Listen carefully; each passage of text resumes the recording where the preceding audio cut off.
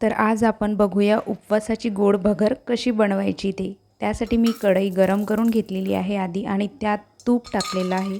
त्यानंतर ड्रायफ्रूट्समध्ये मी फक्त इथे काजूचा वापर केला आणि बारीक बारीक काजू करून घेतले आणि त्याला तुपात छान फ्राय होऊ दिलं। त्यानंतर 2 चम्मच भगर घेतला होता, तो धुवून टाकलेला आहे।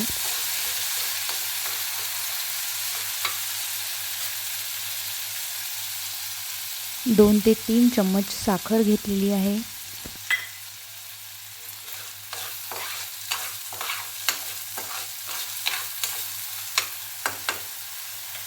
1 वाटी दूध घेतलेलं आहे।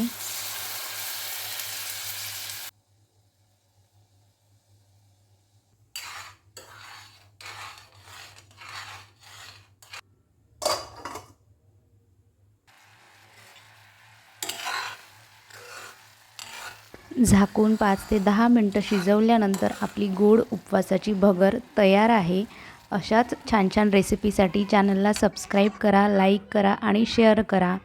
भेटूया नेक्स्ट व्हिडिओमध्ये। See you soon. Bye bye.